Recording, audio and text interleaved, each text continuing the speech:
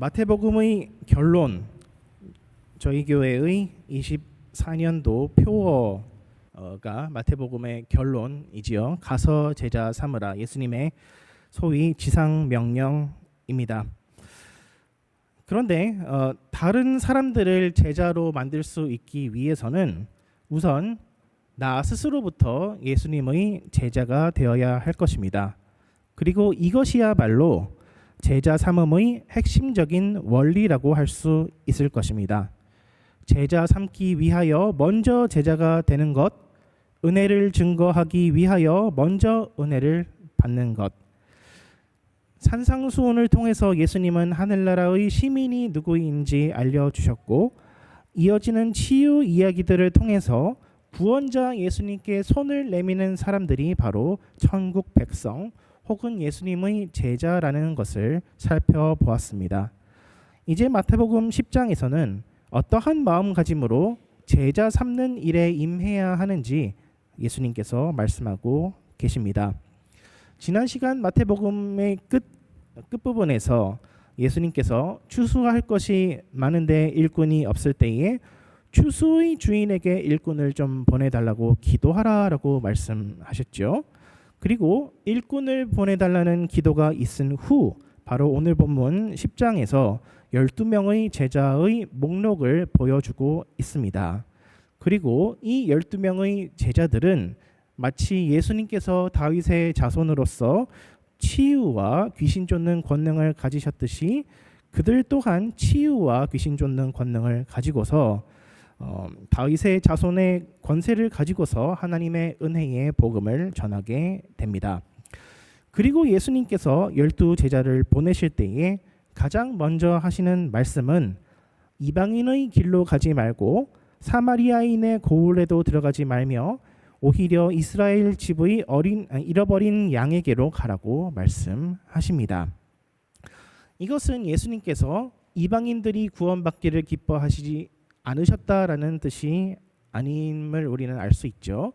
왜냐하면 예수님께서는 이미 로마의 백부장의 하인을 고친 적이 있으며 또 그 부정한 짐승이라고 여겨지는 돼지를 키우는 동네에서 귀신 들린 자들을 고쳐주시기도 하셨기 때문입니다. 그러므로 이 말씀은 구원받기에 합당한 자들에게 복음을 증거하라라는 그 뒤에 나오는 말씀과 연결해서 보아야 할 것입니다. 예수님의 선교 전략은 세상의 비즈니스 마인드와 정반대된다라는 것을 우리는 알 수 있습니다. 세상의 리더십은 다른 사람들을 움직여서 내가 이득을 보는 것을 목적으로 합니다. 그러나 예수님의 선교 전략은 우리가 충분히 이득을 보았다라는 것을 전제로 놓고 출발합니다. 8절에 보시면은 너희가 거저 받았으니 거저 주라라고 말씀하지요.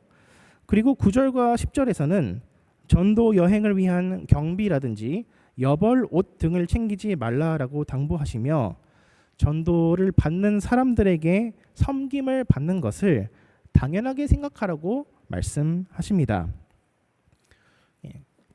켈빈 신학교에서는 신입생들이 중고차를 살 때에 이제 비행기 타고 왔으니까 차를 사야 되는데 그 라이드를 선배들이 해주게 되어 있습니다. 저도 역시 선배들에게 라이드를 받았었고 또한 제 다음에 들어온 후배님한테 이제 라이드를 해드릴 수 있는 그런 기회가 있었습니다. 그래서 어떤 딜러샵에 갔습니다. 그래서 중고차에 관심이 있다라고 하니까 그 딜러샵 직원이 어서 오라고 막 이렇게 환영해 주면서 또 그 목사님이 원하시는 어떠한 그 차종 그리고 연식 마일리지 이런 거에 괜찮게 그 부합되는 그런 차량을 발견할 수 있어서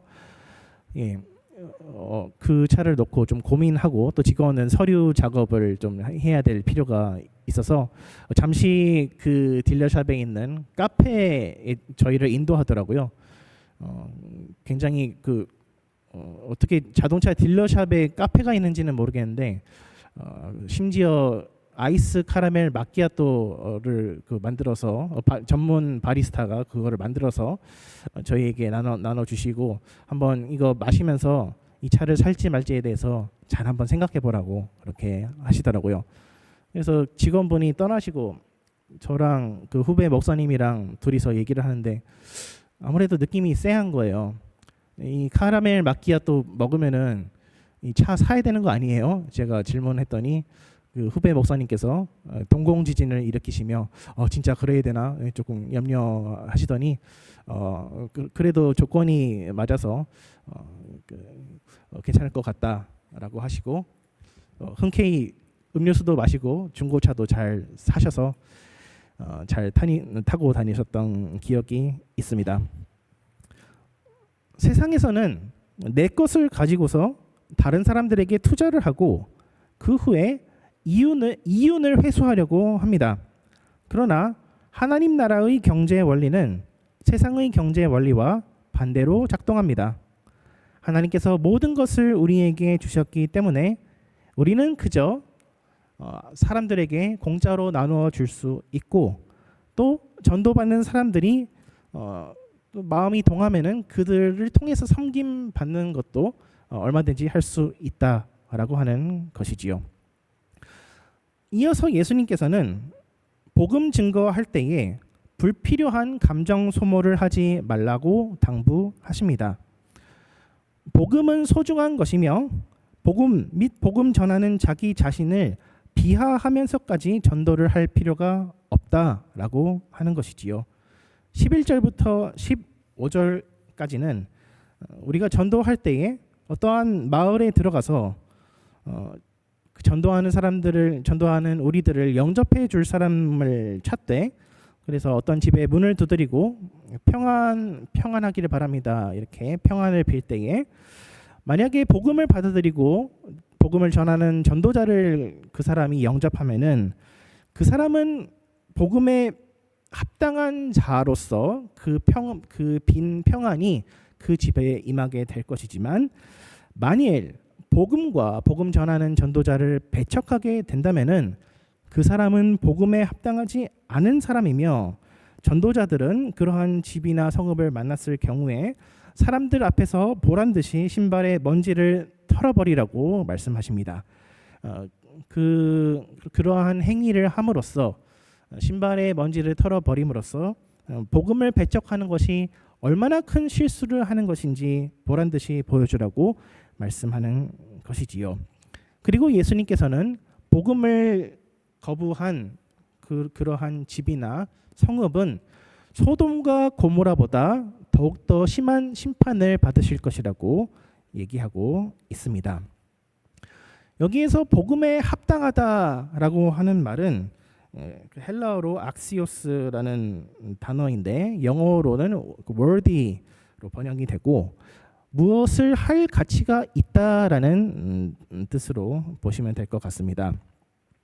가령 남녀가 서로 데이트를 할 때에 우리는 그 커플을 보고서 남자가 아깝다 혹은 여자가 아깝다라는 말을 하듯이 사람과 복음이 만났을 때에 복음을 받아들이게 되면은 그 사람은 복음을 주어도 전혀 아깝지 않은 사람이지만 복음을 거부하게 되면은 복음에 비해서 아까운 사람이 된다라는 그런 뜻이지요. 여기서 살펴볼 것은 전도하는 것이 온전히 복음 위주 그리고 전도자 위주라는 점을 살펴볼 수가 있습니다. 복음을 거부하는 사람이 손해이지 전도하는 사람이 거절당한다고 해서 상처 입거나 좌절할 필요가 없다는 것이지요. 한국의 한 어떤 유명한 통신 회사에서 한동안 상담원들이 인사말을 시작하기를 고객님 사랑합니다라는 말로 전화를 그 상담사들이 받더라고요. 서비스업을 하시는 분들은 흔히들 이제 감정 노동을 해야 하는 거를 한국 사회에서는 당연하게 생각하기도 합니다. 그런데 굳이 전화 상담원과 통화를 하는데 사랑 고백까지 받아야 할 필요는 과연 있을까요? 그냥 필요한 서비스를 정확하게 제공하고 불편 사항들을 없애주면 되는 것이 아니겠습니까? 그런데 세상에서 세일즈맨들은 상품을 얼마나 많이 판매했는지에 따라서 자기 자신의 몸값이 올라갑니다. 상품을 많이 팔면은 능력 있는 세일즈맨이 되고 팔지 못하면은 능력 없는 세일즈맨이 됩니다. 그래서 영업하시는 분들은 무슨 일을 해서라도 더 나아가서 나 자신이 비상식적으로 낮아지는 일이 있다고 하더라도 계약을 성사시키려고 안간 힘을 씁니다. 회사의 입장에서도 세일즈맨은 일종의 소모품이며 상품 판매를 통해서 이윤을 남기는 것이 목적입니다. 그러나 예수님께서는 이러한 세일즈맨의 정신과 정반대되는 말씀을 하십니다. 복음이 중요하고 복음을 전하는 사람들이 더 중요하다라고 말씀하십니다. 그리고 복음을 받아들이지 않는 사람들이 오히려 어리석은 결정을 하는 것이라고 합니다. 우리가 복음을 전할 때에 쭈뼛쭈뼛하게 되는 이유는 사람들로부터 거절당할까 봐 걱정돼서인 것이지요. 사람들이 복음을 거절하면은 복음을 전하는 나 자신도 거절당한 기분이 듭니다. 그러나 예수님께서는 그렇게 생각하지 말라고 하십니다. 예수님께서는 세상 그 무엇보다 우리 자신이 더욱더 소중하다고 말씀하십니다. 우리 자신이 가진 어떤 능력이나 업적을 보시고서 우리를 사랑하시는 것이 아니라 자격 없는 죄인을 십자가 보혈을 통해서 사랑해 주십니다. 죄인된 우리를 십자가에서 죽으시기까지 사랑하셨기 때문에 우리가 더 많은 사람들을 주님께 전도한다고 해서 우리를 더 사랑하시는 것도 아니고 전도에 실패했다고 해서 덜 사랑하시는 것이 아닌 것입니다. 오히려 예수님께서는 이리때 가운데에 양을 보내는 심정으로 우리를 보시며 안타까워 하십니다. 뱀처럼 지혜롭고 비둘기처럼 순결하라라는 말씀은 이러한 전도의 맥락에서 나온 것이지요. 이 말씀은 마치 죄를 짓지 않는 선에서 최대한 영악하게 행동하라 라는 뜻의 그런 말씀이 아닌 것입니다. 즉 이것은 오히려 전도를 할 때에 우리 자신을 얼마나 잘 지켜내며 우리의 정체성을 순결하게 지켜내는지가 관건임을 알려주는 말씀이라 할 수 있죠. 뱀이 언제 지혜롭다라고 여러분은 생각하십니까? 여러분 가운데 마치 하와처럼 뱀과 대화를 해보고 선악과를 따먹을지 말지 고민해 본 적이 있으신 분이 계십니까? 아마도 없을 것입니다. 근데 뱀이 참 지혜롭다라고 우리가 느끼는 것은 생존 본능을 볼 때 그런 것이죠. 독사를 모르고 만난 사람은 없다라는 얘기가 있죠. 왜냐하면은 독사는 사람을 만났을 때 자기 앞에 위험이 있다는 것을 인지하고 또아리를 틀고 고개를 올리고 그리고 혓바닥을 낼름거리며 굉장히 그 시끄러운 소리를 내죠. 혹은 꼬리에 어떠한 방울이 있다고 한다면은 그 방울을 요란하게 흔들어서 가까이 오면은 물어버릴 거야라는 경고의 시그널을 줍니다. 뱀이 또아리를 틀고 최선을 다해 자기 생명을 지키는 것처럼 우리가 최선을 다해 지켜야 하는 것은 우리 자신의 믿음이요 복음 안에서의 우리의 정체성이라고 할 수 있을 것입니다. 예수님께서는 우리가 세상에 나갔을 때에 우리의 복음적인 정체성을 위협하는 자들을 만날 것이라고 경고하십니다. 그리고 그럴 경우에도 우리는 믿음과 용기를 잃지 말아야 한다고 당부하십니다. 예수님께서는 사람들이 우리가 전한 복음을 받아들이든지 말든지 간에 복음 전하는 우리와 우리 자신의 믿음이 더욱더 중요하다고 말씀하십니다. 그러나 그렇다고 해서 복음 전하는 삶이 쉬워질 것이라고 얘기하지는 않으십니다. 우선 우리는 세상으로부터 박해를 받을 것인데 하나님이 원래 계시다라고 생각되는 공회와 회당에서 그리할 것이며 또한 총독들과 임금들에게서 즉 국가로부터 받는 박해도 있을 것이라고 하십니다. 그런데 어쩌면 우리의 마음을 더욱더 아프게 하는 것은 가족들의 반대와 박해일 것입니다.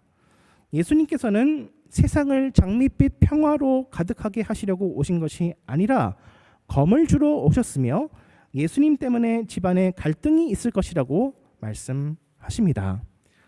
다른 사람들이 복음을 어떻게 생각하는지는 염려하지 말라고 하신 예수님께서 우리 자신이 복음을 부인하지 말라고 신신당부하십니다.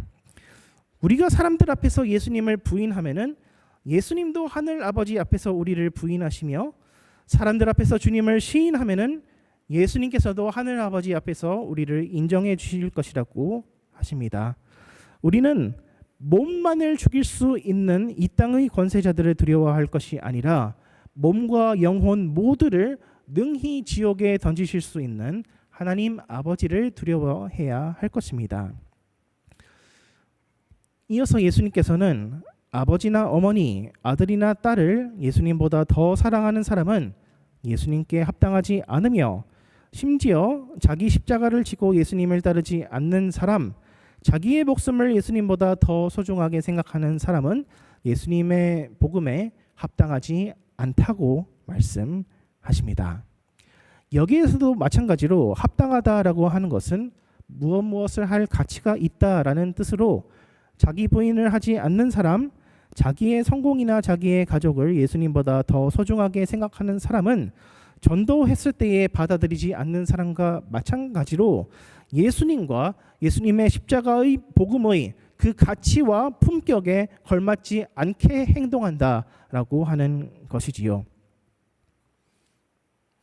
성자 예수님께서는 세상이 존재하기 이전, 즉 영원 전부터 존재하셨습니다. 그리고 세상이라고 하는 것은 그 후에 하나님께서 말씀으로 창조하신 것입니다. 예수님께서는 창조주이시며 세상은 피조물입니다. 그런데 성부 하나님께서는 영원 전부터 사랑으로 교제를 해오신 그 성자 예수님, 온 세상보다 더욱더 귀한 성자 예수님을 우리를 위해 내어 주셨는데 받는 사람의 입장에서 예수님의 십자가 희생과 우리 자신의 세상적인 어떠한 행복을 저울질한다라고 하는 것은 우리를 향하신 하나님의 무한하신 사랑의 가치와 품격에 걸맞지 않게 행동하는 것이라고 할 수 있겠지요. 그러나 자기를 부인하고 날마다 제 십자가를 지고 예수님을 따르는 삶이라고 해서 불행하고 비참하기만 할 것이라고 생각해서는 안 될 것입니다. 우리는 예수님께서 당하신 고난을 우리도 당할 수 있다고 한다면은 오히려 예수님께서 우리를 제자로 삼아 주심에 감사하고 또 복음에 합당한 일꾼으로 여겨 주심에 감사해야 할 것입니다. 그리고 기억해야 할 것은 우리가 무슨 고난이나 박해를 받는다고 할지라도 하나님께서 항상 모든 상황을 주관하고 계시며 의미 없는 고난과 박해는 절대로 없다고 하는 것입니다. 참새 한 마리가 땅에 떨어지는 것조차도 하늘 아버지의 허락 없이는 되지 않는다라고 하시는데 하물며 예수 십자가 보혈로 구속된 우리는 하나님 아버지의 눈에 얼마나 더욱더 소중한 존재이겠습니까?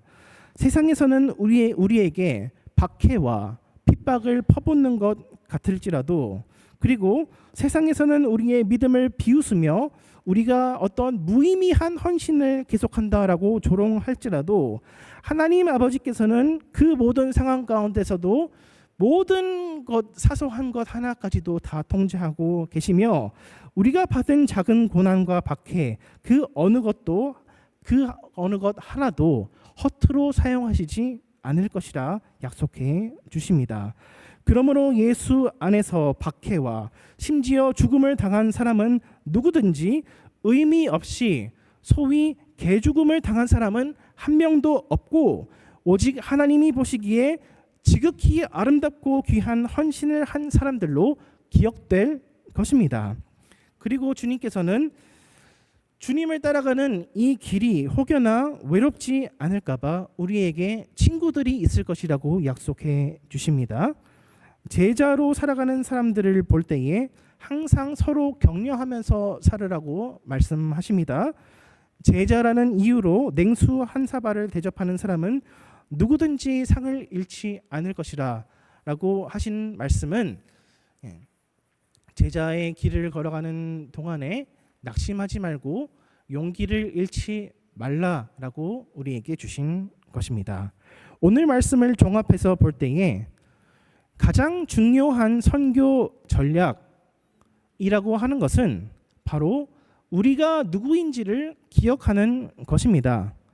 무슨 돈을 어떻게 모으고 마케팅 전략을 어떻게 세우는지, 또한 우리 자신을 어떻게 포장하며 사람들에게 호감을 살 수 있는 서비스를 어떻게 제공하는지가 아니라 예수님의 십자가 안에서 우리가 얼마나 귀한 사랑을 입었는지를 돌아보는 것입니다. 우리는 예수님의 사랑을 아는 만큼만 우리 자신을 부인할 수 있으며 세상의 박해와 조롱에도 요동하지 않을 수 있기 때문입니다. 복음 증거를 하여서 사람들이 받아들이지 않는다고 하더라도 우리는 상처 입지 않을 수 있으며, 교회가 세상적으로 봤을 때 잘 나가지 못한다고 하더라도 오히려 기뻐하며 서로 섬겨 나갈 수 있습니다.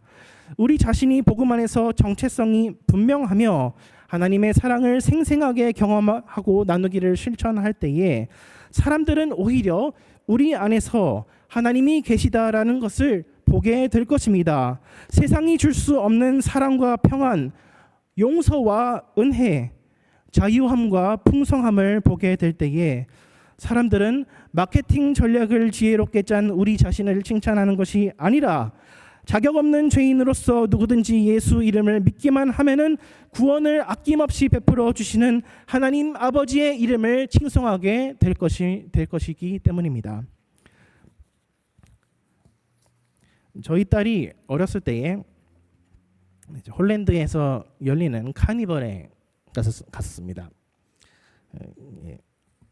미시간에서 참 오래 살았죠. 저희 딸이 어렸을 때 이제 홀랜드 놀이동산 갔었는데, 근데 거기서 무슨 게임을 하면은 금붕어를 준다고 하길래 저희 아내가 돈을 주고 결국에 물고기를 상품으로 타왔습니다. 그런데 그런 곳에서 받은 물고기가 건강할 리가 없죠. 근데 그 가족들 중에서 아무도 그 물고기에 신경을 안 쓰더라고요. 그래서 제가 막 허둥지둥 금붕어를 어떻게 키우는지 막 어항도 사고 밑에 바닥재도 사고 이것도 사고 해서 그 어항을 설치해 줬습니다. 그리고 금붕어를 넣어줬는데 아니나 다를까 3일 만에 죽더라고요. 근데 저는 그게 너무 기분이 나쁘더라고요. 저는 제가 물고기를 죽였다라는 그 죄책감 때문에 너무 힘들더라고요. 그래서 그 어항을 보면서 우리 죽은 금붕어를 슬퍼하며 한 1, 2년간 그 어항을 방치해 놓고 있다가 그 몇 년이 지난 후에 또 이래서는 안 되겠다 해서 작은 물고기를 한 마리 사서 또 몇 년 살다가 죽고 그걸 반복하기는 했지만 지금도 물고기를 잘 키우고 있습니다.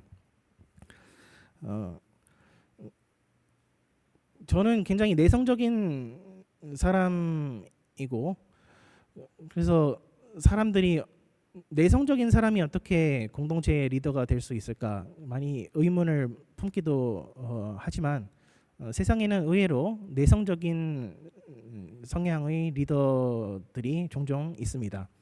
그 INTJ, MBTI 유형의 어떤 대표적인 기업 리더 중에 한 명은 바로 그 테슬라의 일론 머스크. 제가 그분만큼 능력이 있다라는 것을 말하는 것은 아니고, 사람들의 어떤 관계를 굉장히 중요시하는, 네트워킹을 굉장히 중요시하는 그런 미국 사회에서도 그죠? 자기 할 일이 무엇인지, 지금 이제 이 시간에 해야 될 일이 무엇인지를 파악하는 능력만 있다면은 공동체를 이끌어 나갈 수 있다. 조별 발표를 할 때에 아무도 조언을 하려고 하지 않을 때에 정말 답답해서 내가 일을 처리해야 되겠다라고 하는 사람이 있는 것처럼 말입니다. 저는 물고기가 죽는 것이 너무나도 싫은 것처럼 공동체가 죽는 것이 너무나도 싫습니다. 저는 대학교 때 교회에서 어떤 대형 교회를 다녔었는데요. 저희가 다니던 청년부가 사람이 굉장히 많이 줄어들어서 구조조정을 당했습니다. 그래서 그것이 굉장히 저한테는 트라우마가 되어서 무슨 부서가 존폐 위기에 처해 있다라고 하면은 무슨 일이 있어도 살려내야겠다라는 생각을 가지게 됩니다. 전도사 시절에 제가 어떤 교회에서 중등부 사역을 맡게 되었습니다. 거기서도 마찬가지로 교회에서 어르신들이 학생 수가 너무나 줄어들어서 중등부와 고등부를 통합시켜야 된다라고 했을 때 눈이 뒤집히더라고요. 진짜 무슨 일을 해서라도 이 부서를 살려야 되겠다. 그래서 생각해낸 것이 죄송합니다. 제 부끄러운 과거 이야기를 하는 것입니다. 그래서 투트랙 전략을 사용했습니다. 한국에서 흔히 문화상품권, 문상이라고 하죠. 전도를 하면은 문화상품권을 전도한 사람에게 그리고 신입생들한테 새로 온 친구들에게 이렇게 나눠주는 그런 풍습이 지금도 아마 있을 걸로 생각이 됩니다. 그거를 제가 열심히 했습니다. 그랬더니 실제로 애들이 구름대같이 모이더라고요. 근데 또 그렇게만 해서는 애들이 신앙 성장을 할 수 없으니까 이제 투트랙 전략이라고 했었죠. 그래서 기존에 있던 또 애들은 또 그 나름대로 최선을 다해서 정말로 신앙 교육을 열심히 했습니다. 제자 훈련도 시키고 그리고 잘 치지는 못하지만 피아노, 뭐 기타, 베이스 이런 거 가르쳐가면서 없던 찬양팀도 만들어가고 정말로 재밌게 신앙했습니다. 근데 그러고 나니까 교회 안에 제가 맡은 중등부 안에 두 공동체가 있더라고요. 하나는 물질적이고 어떤 노는 거 좋아하는 이벤트 좋아하는 그러한 그룹, 하나는 신앙을 좋아하는 신앙생활을 좋아하는 그룹. 근데 어쨌든 12명으로 시작해서 제가 한 2년 반 하고 나서 24명까지 됐는데 그 당시 저로서는 이만하면 좀 되지 않았나 싶어서 미국으로 유학을 떠나게 되었는데요. 그래서 시간이 지나고 또 아는 분들을 통해서 그 교회 소식을 전해 들으니까 그렇게 그 선물 주고 그 세상적인 마케팅 전략으로 해서 데려왔던 친구들은 교회에 한 명도 남아 있지 않고, 그러나 신앙심을 가지고서 순수하게 하나님만을 바라보고 신앙생활을 했던 그 친구들은 잘 지금까지도 신앙생활을 하고 있다라는 소식을 들었습니다. 공동체가 죽기는커녕 계속 살아있고 계속해서 잘 유지되고 있다라고 하더라고요. 전도가 무엇이며 제자 삼는 것이 무엇입니까? 공동체의 위기를 나의 헌신 없이는 극복할 수 없다라고 생각하는 것은 세상적인 사고방식입니다. 그리고 하나님께서는 물론 은혜로 하나님의 능력과 기적을 통해서 그런 불완전한 복음 증거를 사용하시기도 하지만, 그렇게 할 때에 전도하는 사람이나 전도 받는 사람이나 복음이 뭔지 정확하게 잘 모르고 서로 헤매게 될 뿐입니다. 제자 삼는 일은 나 스스로 제자가 되지 않고서는 할 수 없습니다. 그리고 내가 제자가 되는 것은 예수님이 불러주시지 않으면은 할 수 없습니다. 베드로도 예수님을 3번이나 부인했지요. 그래서 사실상 제자로서의 자격을 상실했습니다마는 예수님께서 다시 불러주시니까 제자로 회복되었습니다. 사실상 복음에 합당한 가치가 있는 사람이라고 하는 것은 단 한 명도 존재하지 않습니다. 하나님의 아들 예수 그리스도께서 죄인을 위해 십자가에서 죽으셨다라고 하는 것은 하나님을 거역하는 자들에게 우리가 형용할 수 없는, 우리가 파악할 수 없는 그러한 무한한 사랑을 주셨다라는 것을 의미하기 때문이지요. 그러므로 그 누구도 나는 복음을 받아들일 가치가 있는 사람이야 라고 말할 수가 없고, 나의 죄와 하나님의 무한한 은혜의 이 무한한 차이점을 계속해서 인식하는 사람만이 날마다 제 십자가를 지고 자기 자신을 부인하는 삶을 살아갈 수 있으며, 다른 사람들에게도 또한 하나님의 긍휼의 말씀을 증거하며 살아갈 수 있게 되는 것입니다. 나의 삶이, 나의 공동체가 하나님의 무한하신 은혜 안에 있다라는 것을 믿지 않는 상태로 다른 사람들에게 하나님의 그 무한하신 사랑과 은혜를 증거할 수는 없습니다. 위기의식은 또 다른 위기의식을 낳을 수 있을 뿐입니다. 예수님 안에서의 참 평안만이 다른 사람들을 평안하게 해줄 수 있습니다. 그리고 마음속에 이 평안이 있을 때에 우리는 그저 안심하며 그저 놀면서 시간을 보내는 것이 아니라 오히려 믿음의 영웅들의 발자취를 따라갈 수 있으니 그만큼 박해와 고난을 소화해낼 수 있는 우리 신앙의 그릇이 커지기 때문입니다.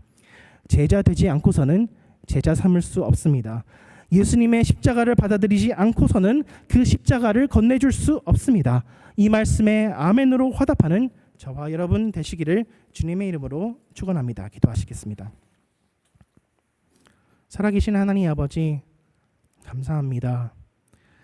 우리가 무엇인가인데 우리를 위하여 이 세상보다 더욱더 귀한 예수 그리스도의 보혈을 흘려 주시나이까.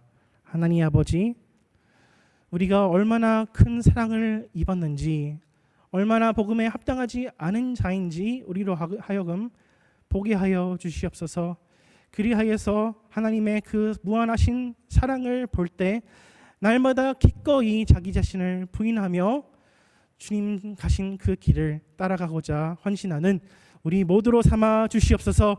감사드리며 예수 그리스도 이름으로 기도드리옵나이다.